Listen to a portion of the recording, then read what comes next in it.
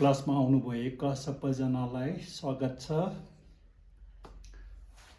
अनि हिजो हामीले सफिक्स ग गरे, आज सफिक्स ङ। सफिक्स भन्दाखेरि चाहिँ पछाडि आउँछ।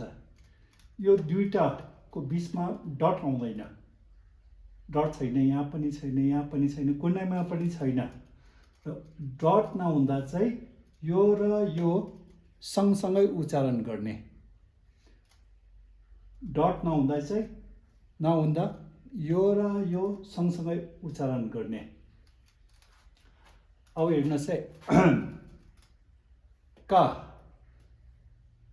ङ, अङ्गको ङ, क ङ काङ, क ङ काङ। यहाँ दुईटा छ, यहाँ तीनवटा छ हैन। 1 2 3 छिक्नी सुम। अब यो पहिला भवललाई छोड्नुहोस्, भवललाई छोडेर क क अनि भवलमा जानुहोस्। क नारो को, क नारो को ङ कङ। पहिला अगाडि जति नै छ यो सबै स्पेलिङ गरिसकेर मात्रै माथि भवलमा जाने, त्यसपछि सफिक्समा जाने। क नारो को ङ कङ, कङ। यहाँ कतिवटा छ, चिक्नी सुम। अब काको माथि रा लेखेको छ भने उच्चारणमा केही फरक पर्दैन भनेर तपाईँलाई यादै छ। र कत क ङ काङ, क ङ काङ र कत क ङ काङको उच्चारण चाहिँ एउटै हो। तर स्पेलिङमा यदि फरक पर्यो भने मतलब पनि भिन्दै भएर जान्छ। र कत क ङ काङ, माथिको चाहिँ साइलेन्ट। अब यहाँ एकदमै कम्प्लिकेटेड देख्दैछ।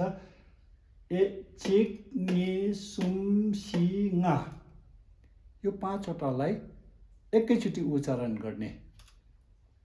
अब तपाईँलाई यादै छ, यो भवललाई पछाडि छोडौँ होइन।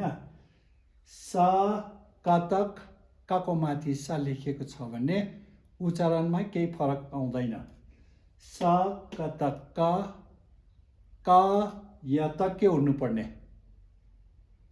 स कतक क या त क्या, क्या नारो क्यो ङ क्योङ, क्योङ, क्योङ। अब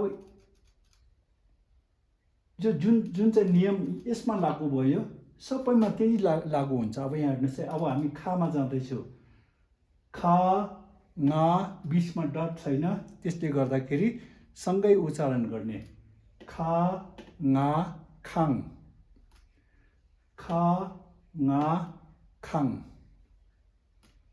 अब यहाँ चिक्नी सुमसी चारवटा छ, चारवटा सँगसँगै उच्चारण गर्ने। सो ख या त के हुनुपर्ने, ख या त ख्या, ख्या नारो ख्यो ङ ख्योङ, ख या त ख्या, ख्या नारो ख्यो ङ ख्योङ, ख या त ख्या, ख्या नारो ख्यो ङ ख्योङ। ख ख रतक, ख रतक के हुनुपर्ने, ख रतक ठ ट ठ ठ, ख रतक ठ, ठ ङ ठङ, ख रतक ठ, ठ ङ ठङ। यसैलाई 4-5 पल्ट हेर्नुहोस्, सुन्नुहोस्, अनि ख रतक ठ भन्नु सक्ने त्यसै भइहाल्छ। ख रतक ठ ङ ठङ। अब हामी गामा जाँदैछौँ। ग ङ गाङ, गा ङा गाङ चिक्मी सुम गा या त के हुनुपर्ने गा या त ग्या ग्या गा या त ग्या ङा ग्याङ गा या त ग्या ङा ग्याङ यहाँ कतिवटा छ चिक मी सुम सी 4वटा भवललाई अगाडि पहिले छोड्नुहोस् गा या त ग्या अहिले भर्खरै भनेको होइन गा या त ग्या ग्या नारो ग्यो ङा ग्योङ गा या त ग्या ग्या नारो ग्यो ङा ग्योङ गा या त ग्या ग्या नारो ग्यो ङा ग्योङ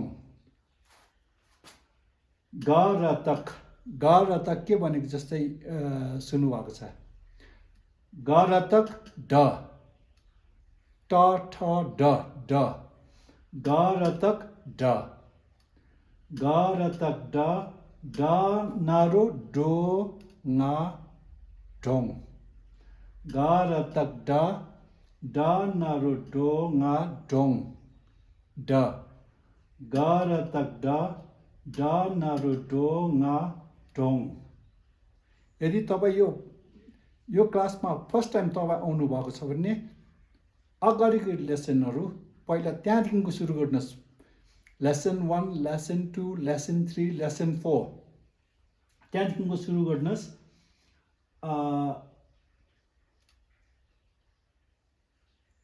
पढ्नुमा मैले एकदमै बिस्तारै यहाँ युट्युबमा सिकाइरहेको छु वास्तवमा एकजना स्टुडेन्ट फ्रेन्च लेडीलाई मैले 14 घन्टामा चाहिँ पढ्नु सिकाएँ अर्को एकजना जापानिजलाई मैले 15 घन्टा अब म त रेकर्ड राख्छु कसले कति समय लियो त्यो रेकर्ड राख्छु जापानिजले 15 घन्टा जतिमा पढ्नु सक्ने भयो एकजना हाम्रो लोकल स्टुडेन्ट 17 घन्टामा पढ्नु सक्ने भयो पढ्नु अलिकति ध्यान दिनुहोस् अब घर छोडेर स्कुल जानु परेन घरमा चाहिँ अलिकति ध्यान दिएर सिक्नुहोस् एकदमै सजिलो प्रकारले म सिकाउँदैछु बिस्तारै बिस्तारै ग र तक ड ड नारो डो ङा ढोङ ढोङ ग ल तक के भनेको जस्तै तपाईँलाई लाग्दैछ अगाडि हामीले ग ल तक ल ग ल तक ल नारो लो ङा लोङ सबै एकैचोटि उच्चारण गर्ने ग ल तक ल नारो लो ङा लोङ ङ ङ ङाङ ङाङ ङ ङ ङाङ ङ ङ ङाङ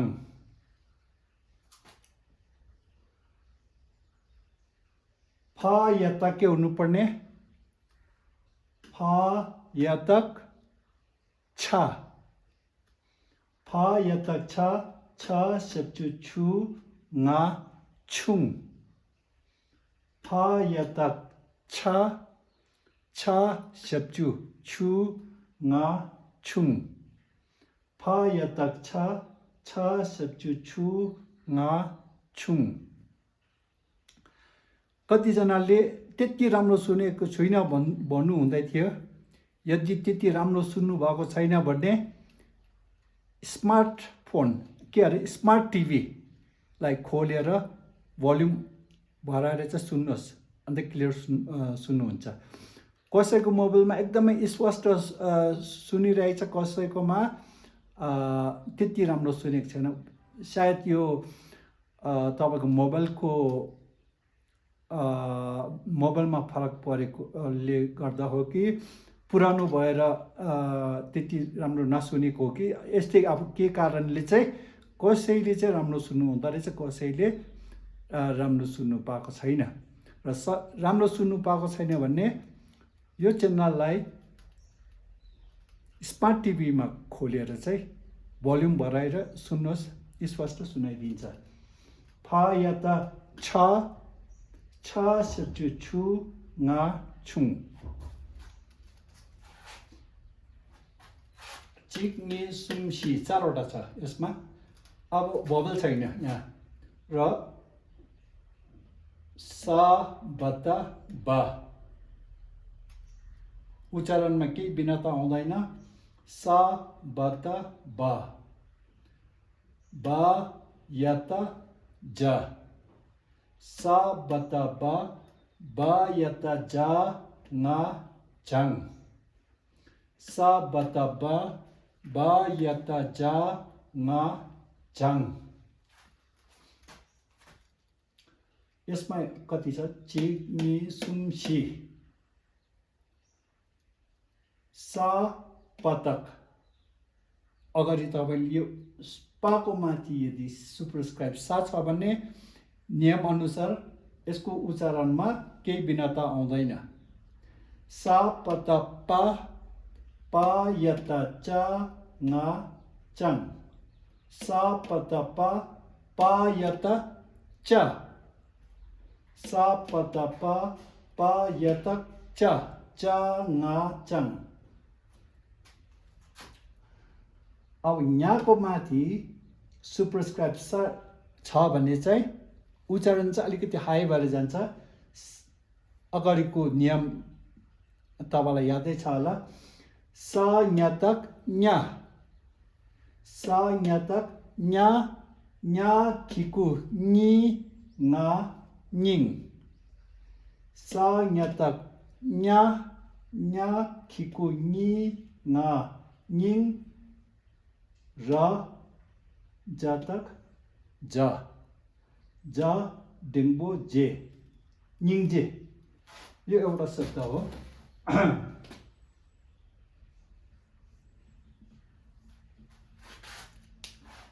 निङजे, निङजे। पुस्तकतिर तपाईँहरूले निङजे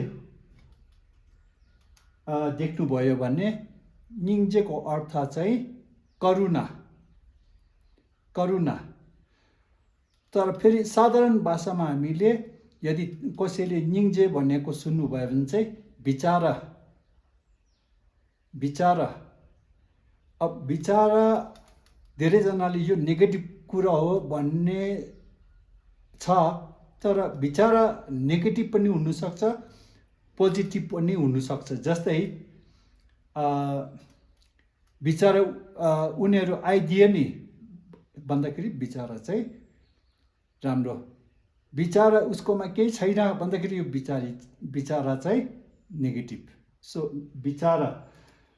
सो पुस्तकमा सा न्याता न्या, न्या खिकु नि ङा निङ, निङ, सा न्याता न्या, न्या खिकु नि ङा निङ, र जता जा, जा डिङ्पो जे, निङ यहाँ डट छ, निङ डट जे, निङजे, निङजे करुणा।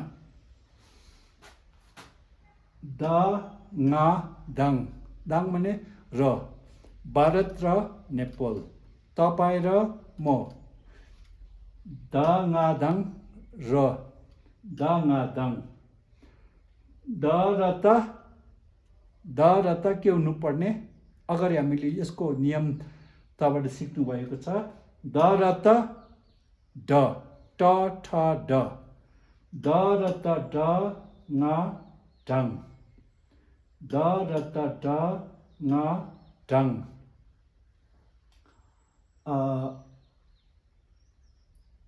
यसरी अब मैले सबै लेखेको छुइनँ। अब यहाँ मैले कसरी मिलाएर लेखेको छु भन्दाखेरि दुईवटा, तीनवटा, पाँचवटा, यसरी दुईवटा, चारवटा, यसरी बढाउँदै बढाउँदै यसरी लेखेको छु।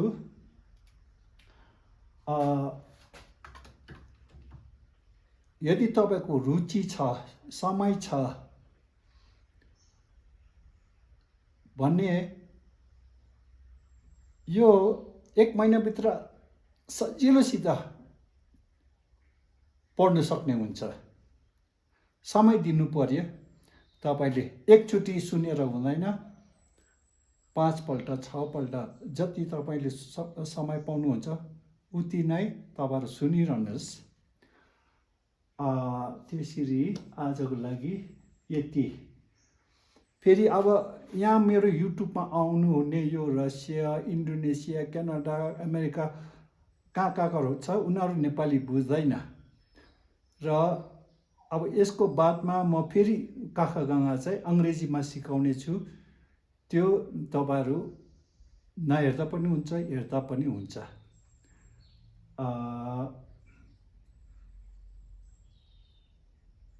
एउटा नियम अनुसार जानुपर्छ तर सिक्नुको लागि। कायता अब क्या, खायता क्या, कायता क्या हुन्छ, कायता क्या, क्या नरो क्यों गा क्यों, नियम अनुसार सिक्नुहोस्। अनि आजको लागि यति नै। And see you tomorrow.